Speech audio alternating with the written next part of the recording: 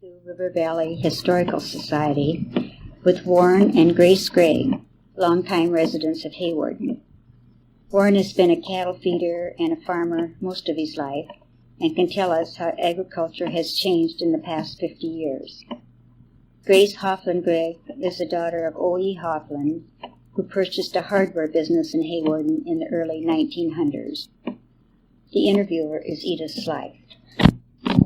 Warren, we'd like to know a little bit about your parents. Tell us who they are and where they were born. Well, my father was born in Ireland. My mother was born in Pennsylvania. And your father was what was his name? Mose Gregg. And my mother was Anna Stauffer. And when your father, let's see, I believe your father was born in about 1851, right? Well, migrated from Ireland. Where did he come? He came to Iowa, Tama County, Iowa. And when he first came over from Ireland? No, when he first went to Canada first. And he evidently lived in Canada for a while? Well, evidently. You're not familiar with his life up there or what he did? I wasn't around at that time. And from there he evidently went to Pennsylvania where he met your mother? Evidently. Do you know did they live in Pennsylvania for a while then after they were married, or did they? I don't know that either. One thing, which brought him to Tama County. In Iowa. My mother had relatives in Tama County. Oh yes, and then they, let's see, your parents, Mose and Anna, came out to Tama County.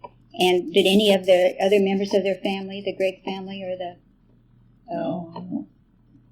You had your dad had a brother, Dan. Dan too. Sure. He came out there too.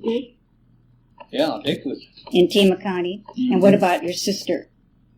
They lived in Tama County too for a while? Did they not? She stayed in New York, didn't she? Annabelle, Belle. Belle did, but and Jenny, came. Jenny, yeah. Jenny Smith. And Anna Crouch. They all came out to Tama County. Mm-hmm. To Tama County. What happened is that the reason our folks went to Gladbrook was because mother had relations there, and I think John Smith. They formed a partnership in the livestock business, and at one time they were the largest shippers to Chicago. Now that was your father and his brother Dan and brother-in-law John Smith, and these people later all came to Hawarden to make their home. Well, John Smith came first. He was connected with First National Bank, you know that. No, I don't. I don't know that I did. Yeah, well, He was for a long time, and he was the one I think that got Dan and Mose interested in come to Hawarden. So then they came here in about the 1900. About 1900. Yeah. Miss Cherokee. Huh? Oh yeah, we went to Cherokee for a year. Oh, you lived in Cherokee for a year? Yeah. Is that right?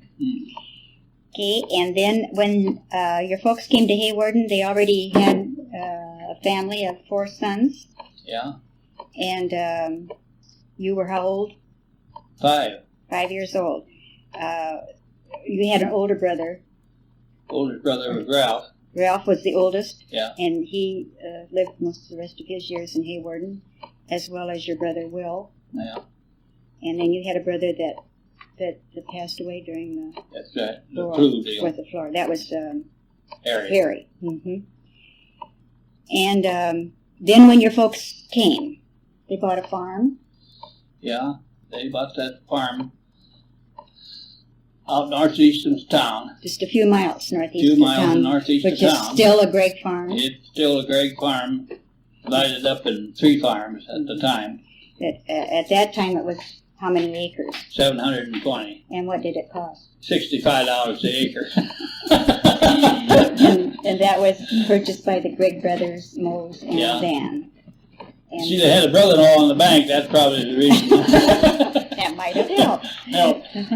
And but they didn't move onto the farm. They Well, lived. they never moved on the farm. Where did Neither one of them. where did they live in town? If you know? Well, you knew what the house that Connie Faldy has. They built that house. Dad built that house.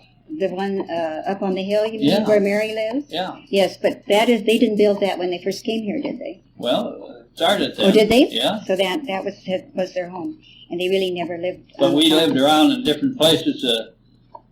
We even lived in the priest parsonage for a while. Then they Maybe didn't. that's hooked up Yeah. too. So their home actually is the one that is still considered the Gregg house up on the Gladstone Hill. That's right. And so then you had the tenants on the farm, did the farm labor, and your dad and his brother just managed. And did you feed a lot of livestock? Did they feed a lot of livestock there? At that time, very few was fed around. We was about the only. They was about the only big ones. The big feeders. Yeah. You mentioned too that you had a tenant that lived there quite a long while. Yeah. That is well known in Hawarden. And Marvin Waterman. Marvin Waterman. Oh, Most of his kids were born out there. is that right? That's interesting. Okay, then Warren, tell us about your school days. School days? School days. Mm-hmm. She wants the same thing over again. Huh? He didn't understand. Well, I went 13 years in the old stone building, high school building that we had. And by the way, I went 13 years. I didn't flunk either. Maybe I should have, but You started at kindergarten. yeah, that's right. Don't remember who any of your teachers were that everybody would. Well, I remember the Rosses at the 2nd and 3rd and 4th, I think. Rosses? Yeah. Second and third. Huh? Second and third.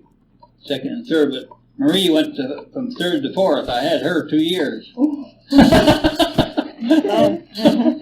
Okay, and do you remember anything special about your high school days? Were you? Katie Boyd. Oh yeah, we had Katie Boyd. And, Katie Boyd don't mean anything to you, They will to some people. I'm Yeah. sure those names. but What about in your high school days? Did you were you active in sports? You played football, didn't you? there's one thing about sports. I had so many Greggs ahead of me that was so outstanding, and I was supposed to fill their bill, and I That come was- far from it. That was kind of hard to do. So you just kind of tagged along a little. And then when you graduated from high school, you went on to college. Went to Ames for 3 years. 3 years. And you studied agriculture, Yeah. but then what happened that you didn't finish? Well, then I was supposed to go in the Army, and of course I didn't go back. I was due to the Army in November, the day the armistice was signed. That was good timing. So, Yeah, I didn't even go to the Army. I was supposed to be sworn in the day the armistice was signed. And I called over there, and they told me to stay home and tell all the rest of them not to come. is that right? So then you spent your time mostly working on the farm. That's right. And tell us a little about what you did out on the farm. I suppose Well, you didn't get into one of those big air-conditioned tractors and No, drive it around no, to do your work. we farmed all by horses at that time, the horse equipment. Okay, tell us about your plowing, your cultivating, and how you did all of those things. All the plowing was done by moldboard, what we call moldboard nowadays, and just usually a 16-inch sulky would do all the plowing. I don't know how we got the work done, but we did. Worked a few long hours, I imagine. Yeah, it took long hours. We had to stop because it's too much for the horses. Oh, you had to let the horses rest. Rest, Now that's yeah. a thought. Well, now, where we combine the crops now, you had threshing rings. Well, yeah, we first we had to cut it with a binder, and then chuck it. And then Then we have our threshing rings, threshing machine. And then you mentioned the stacking the hay, too. Yeah. How did you? Well, the stacking the hay was, we called them bucks. There was two horses spread apart that went out. The hay was raked up in windrows, and they brought it in. And then we had a hay stacker that threw it up on top of us and made a stack out of it. And the young Greggs pulled the hay horse. Yeah. I went through that, too. Um, Even Francie. is that right? Yeah, Lois Jane, oh, how she hated that job. She mentioned it, yeah. But they, They pulled the horse, and that lifted the hay up to the top of the stack. So when, the With kids, the pulley. when the kids walked the horse off, all they did was walk that horse back and forth. and all this time, your family were feeding cattle Oh, out yeah. there, and how did you go about that? You didn't have feed bunks, and Oh, yeah. They you had had feed bunks, feed bunks, all right. but you had to go out and shovel Everything was done by hand. the feed into the bunks. And how many? Would you have any idea how many head of cattle they fed back in? Well, when you got out of high school or during your high school days? Oh, I would guess around 300. About 300 head. Did they raise them or buy them as feeders? Oh, they was bought as feeders. Bought as feeders. I have one thing I might mention. Brother Bill and I went out in Dakota to buy cattle, and we did. We went out west of Missouri, and we bought quite a few. We thought we bought the money that would break the banks in Hawarden, but they seemed to got by, as we did too. Would you recall what you paid for those cattle? Well, I was thinking about that today. I wondered what it was, but it wasn't above 20. It was under 10, I think. Under 10 cents a A pound? pound, yeah. And how big would the cattle have been? Oh, some of them would weigh 800-900 we aimed to buy. So you were buying those cattle at less than $100 a head? Oh, yeah. That sounds pretty cheap right now. Sure does. And what would the grain prices have been? What would you have gotten for?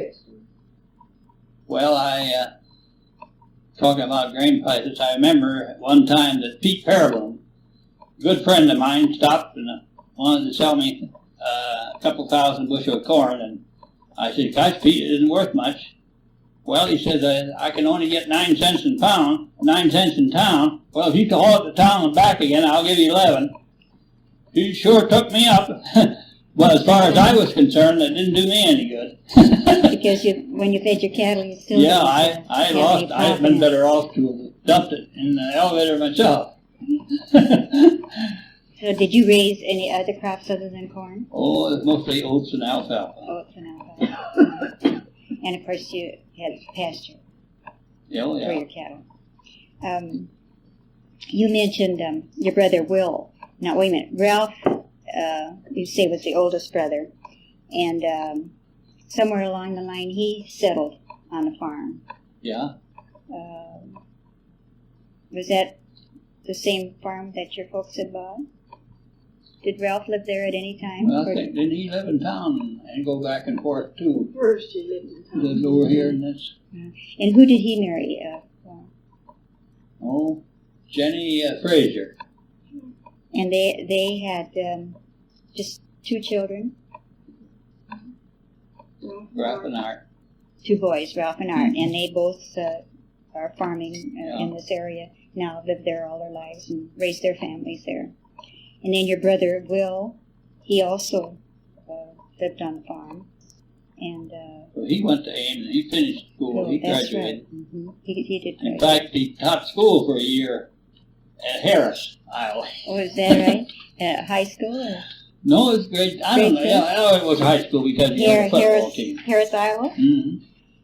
And then when he settled on the farm, he married. Marie Livestead of Inwood. Mm-hmm. She was a teacher here in high school. And then they raised their family out there too. They had a son and a daughter. Bob and Lois. And Bob is a doctor. Detroit. In Detroit. And Lois taught. She teach school. They were both college graduates, and she taught and married a professor. And they live out in Caldwell, Idaho. Idaho.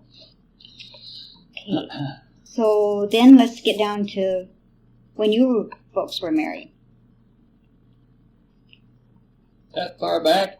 The year? How could that be when I'm only 39? Well, you just married real young. But that was in 1921. And we want to know a little bit about your family. You have two sons and a daughter. Francie and Jim. Mm-hmm. And your oldest son farms. Has tell us Feed about yard. his feed yards and his farming operations. And the daughter. Tell us about your daughter, Francie. Go ahead, Ray. She's out in Denver, and she's an interior decorator out there. Her family is pretty well raised at this time. Two sons and a daughter. That's right. And the youngest son is Youngest son is a pilot. No, Jim. Oh. your youngest son. Yeah, no, your youngest son. Jim Jim. is working at the Forest Service. He's a ranger. Yeah. Lives out in the mountains of Colorado. Well, Bill and I went quite a few times in the fall of the year to buy cattle out direct from the rancher. We got along fine, and we bought one bunch that we both agreed on, and we shipped them, and when they come to Hawarden, we unloaded them, and when we unloaded them, we put 6 in one pen and 6 in another pen, and then when we got through, we flipped to see which pen we got to make it even. After we did that, I looked at the 2 pens, and I told Bill, I said, you got the best pen. I'll give you $100 to trade. And he knew he had the best pen. He didn't trade with you, though. He didn't trade. No deal, well, huh? It so happened that we took him home and fed him. And we shipped him back to Chicago at the same time. And, well, I told Bill, I said, who you going to ship to? Well, he says, I figured on John Clay. Well, I did too, but I says, we ship them to the same firm, they'll both sell for the same. And, well, I said, I'll go to Swanson Gilmore. And that's the way we did.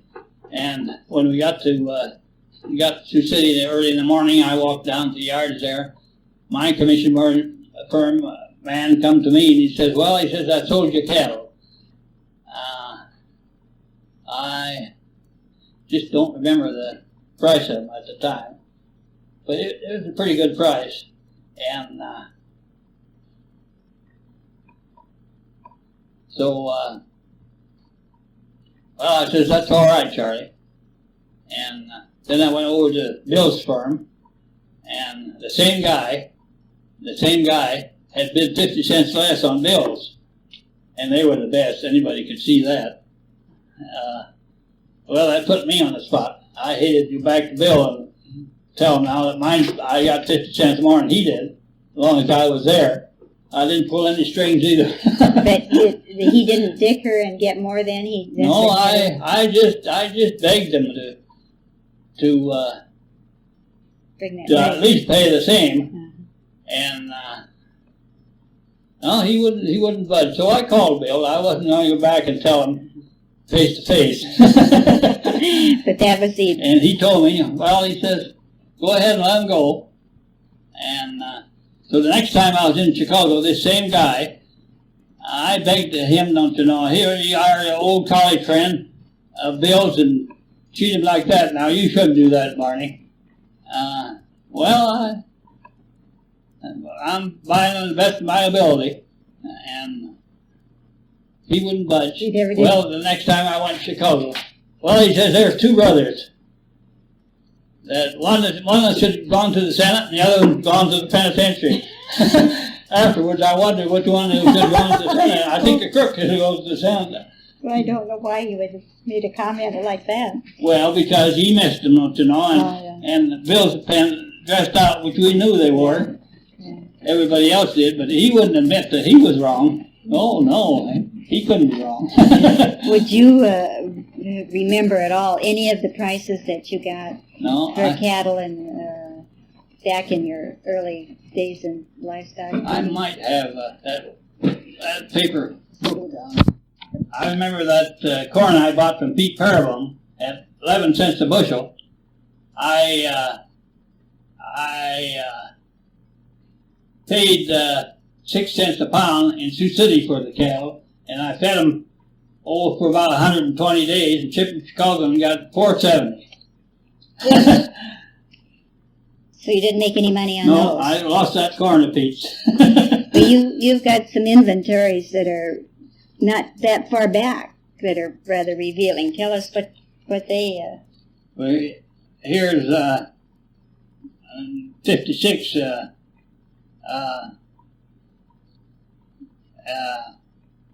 I had 46 steers weighing 1150 at 18 cents a pound.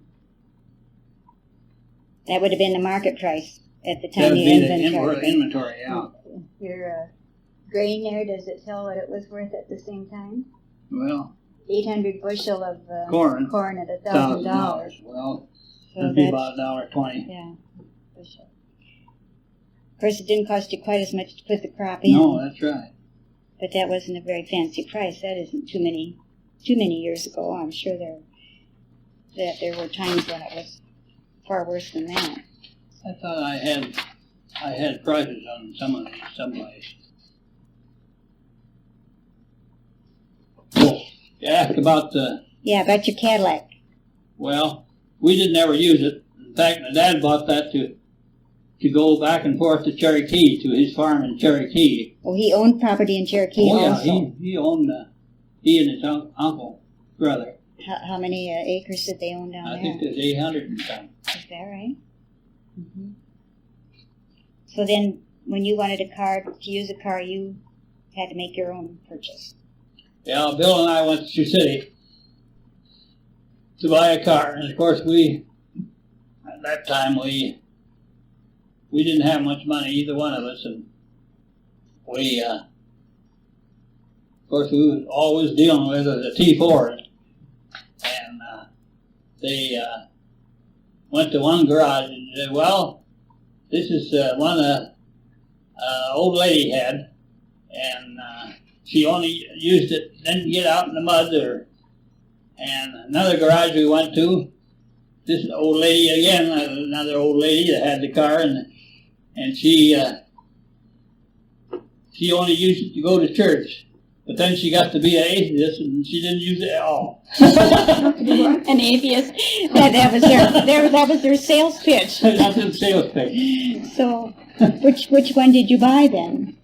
Well, I don't know which one we got. What do you remember? Anyway, I remember when we came home with it, we were very proud of it, and we put it in the garage, and the next morning it rained, and we wasn't going to take that car out in the mud. So we walked out to the farm that day. Oh, and left the car in the garage. Left the car in the garage. That's what we thought of it. You took turns? Yeah, and then weekends we had arranged to one have it one Sunday, one the next Sunday. You just drove it once a week then? Just on the weekends? Oh no, we used it. Oh, to go back and forth to the farm. Good. Oh, I see. Do you remember on Sunday we split. Do you remember what you paid for that car? No, I don't. But or what year you bought it in? It wasn't very many $100 anyway. What about your parents, Warren? How?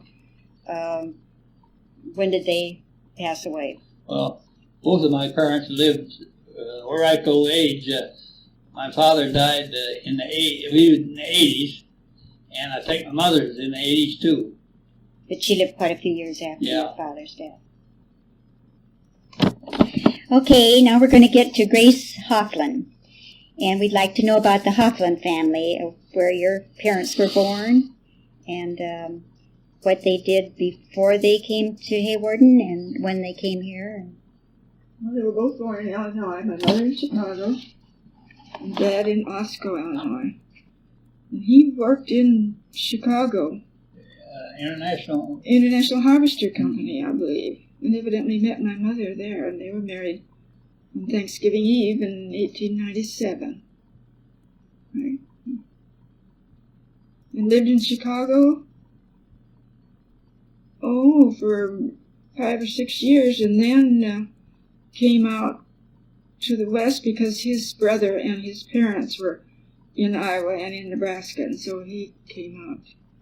And en route then, while he was looking around for a business, we lived in Sioux City for a few months, and I went to school there for those few months. And then he bought the hardware store in Hawarden from Dave Brunsko. And that hardware store was where the post office is now. And, well, I don't know how long he had that. Then he sold it to... What do you remember about... Erickson and somebody. Albert Erickson. Albert? Mm-hmm. What do you remember about the hardware store, Grace? I remember Gus Harholt, that's Clarice's father. It was a tinner. They called him a tinner. Plumber, as they called him at that time. He was a tinsmith. In the back room with just little narrow windows. Oh, it was such a dark place, and I always felt a little bit sorry for him because it was so dark back there. But he did a lot of that kind of work, putting in furnaces and things for Dad. I don't know who else helped him there. Oh, Jim Miller. That was John's and Ted's father. Jim worked for Dad, too. And I just remember they had those big bins of nails back of the counter, little low wooden counters. And then in the fall, they always hauled out all the husking things with those hooks on them. I remember we used to put those on our hands. That's what you remember any of those prices. No, I don't think I ever got the price of the nails. Anyway. No. Do you remember the year they came to Hawarden? 1905. And you were how old? I had Musa Ross too when I first came to Hawarden in the second grade. See, did you So start? I must have been about 7. You started in the second grade. Mm-hmm. For the few months. We came up in March, and I was there just a few months. And who was your mother? What was her maiden name? Her name was Mahler, M-A-H-L-E-R, and her folks came from Germany and settled in Chicago. And her father worked for the post office all the time he was there. Then your father, after he sold the hardware store, then what did he do? I think he worked for Kenny in the cement block business for a while. And then he had a little Ford with a box on the back, and he traveled around selling Standard Oil to the different towns around. That is the products? Well, he didn't sell them. He just sold them to, took orders for them or something like that. He didn't have them with him, yeah. Mm-hmm. I see. And then he went into the Hawarden State Bank in the corner there where the corner of Booth Drug, the old bank. Mm-hmm. Where the old Hawarden State Bank. Mm-hmm. Was that Hawarden State then? Yeah, Hawarden State. Mm-hmm. And he was in that when banks were closed by Roosevelt. In the 1930s. Mm-hmm. And then he went into... insurance. Yeah, and then he was insurance. His brother, had never married, and he had been in the bank in Sioux City. And when he retired from the banking down there, he came up here and lived there with my folks and helped Dad with the insurance business. He sold all kinds of insurance. Yes, and they had their office in the basement. And he was here for maybe 2 or 3 years. And then Dad went on with the insurance business on his own. Your mother passed away sometime before you? Mm-hmm. Mother died in 38. And your father lived? Father died in 58. Yeah. How old was your father when he passed away? In the 80s. In the 80s. Then tell us about your school days. Well, I didn't quite make the 13 years that Warren did because I didn't come till the second grade, but I passed every year too. And I played on the basketball team with Vic, I remember. And I guess that's the extent of my athletics. We didn't have glee clubs and bands and stuff then. We just had somebody play the piano, Hope Emerson for one. Oh, You know, every time we'd march out and go to classes, and she'd play the piano, and nobody could play it like she did. Well, you was in the choir at Morningside. Oh, yes. You didn't tell about going to Morningside. I haven't gotten to Morningside yet. I'm still in high school. Mm-hmm. And then we all the girls in that graduating class supposedly had taken a kind of a normal course there that they offered a little bit. Didn't teach us anything as far as teaching school. Mm-hmm. But we all got little country schools, little one-room schools. Oh, Vivian and Edna and Lenore and Doris and all of them that graduated there. We taught these little schools all around here. Bertie Harris. We didn't know enough to teach school. And you taught all the subjects. Oh, I had all 8 grades. I had kids bigger than I was. And how many children did you? 21 that first 21 year. students the first year. 21 in all grades. How did you get back and forth to your school? Well, sometimes I'd ride out with somebody like, it was going out that way. And I remember sometimes, I don't know, and then Dad would come home through from Alcester with his little Standard Oil truck and pick me up because I was over in Dakota. Did you come back and forth every day, or did you stay out? Oh, I stayed out. Stayed out in the country. Mm-hmm. And that was as much of an experience as the teaching because I never lived in the country. I had a mouse run across my pillow. What about, did you have to build your school fires? Oh, yes, but I had wonderful people that came and did that for me. Ona Milligan, everybody remembers her. Yes. She and her brothers used to come down there and get that fire built for me. Oh, they were grand. Clean the schoolhouse? Oh, I don't know about cleaning the schoolhouse, but they should. But didn't Clifford Peck take you back and forth sometimes? Well, he may have a couple of times, but I don't remember otherwise. You stayed at the Pecks, didn't you? No. I stayed at Cox's, George Cox's. Oh. That's the place for this lady. And then just came home on weekends then? Yeah, and then I came home Friday afternoon. And you had a sister? I had a sister, Ruth, and she, too, taught for a year. This is all just for a year in the country school for all these girls. And Ruth taught for a year in the school out there by Dawson's. It's right across from where Verhoeven lives now. Edna Dawson, or Margaret Dawson, and Fred lived there. Oh, and she stayed with Margaret and Fred. She taught a year there. Mm-hmm. And she went to Nebraska Wesleyan and married Jack Ward. And then you went on to Morningside then? Yeah, and I went to Morningside. Did you graduate from Morningside? No, I just went 2 years. And then you taught Ireton and taught in Ireton, Vermilion and Ireton. After you finished at Morningside? Yeah. Mm-hmm. And then that until the time you were married then, you were teaching.